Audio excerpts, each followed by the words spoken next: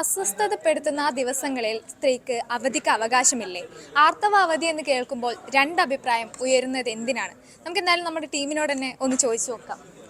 കൃഷ്ണ ചേച്ചി, ആർത്തവ അവധി വേണോ സ്ത്രീകൾക്ക്? ഉറപ്പായിട്ടും കൊടുക്കുന്ന നല്ലതായിരിക്കും. കാര്യം ഓരോരുത്തരുടെയും ഫിസിക്കൽ കണ്ടീഷൻ ഓരോന്ന് പോലെയല്ല. അപ്പം ചിലർക്കത് ഹാൻഡിൽ ചെയ്യാൻ പറ്റില്ല, ചിലർക്ക് ഹാൻഡിൽ ചെയ്യാൻ പറ്റും. പറ്റുന്നവർ ലീവ് എടുക്കണ്ട, പറ്റാത്തവർ ലീവ് എടുത്ത് റെസ്റ്റ് എടുക്കട്ടെ.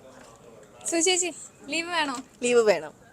കാരണം ഇത് ജൈവികമായ ഒരു പ്രക്രിയയാണ് സ്ത്രീ കടന്നു പോകുന്നത്. അതൊരു മനുഷ്യരാശിയുടെ പോലും നിലനിൽപ്പിന് വേണ്ടി കൂടി ഉള്ള ഒരു കാര്യമാണ്. അതുകൊണ്ട് ആ ഒരു ബുദ്ധിമുട്ടുകൾ അനുഭവിക്കുമ്പോൾ നമ്മളെല്ലാവരും അനുഭവിക്കാറില്ലേ? വയറുവേദന തുടങ്ങിയിട്ട് മൂഡ് സ്വിങ്സ് വരെ ഉണ്ടാകുന്ന സാഹചര്യങ്ങൾ ഉണ്ടാവാറുണ്ട്.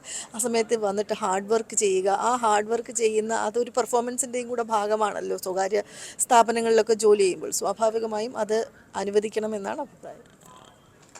എന്തോ ചേട്ടാ, ലീവ് കൊടുക്കണോ സ്ത്രീകൾക്ക്?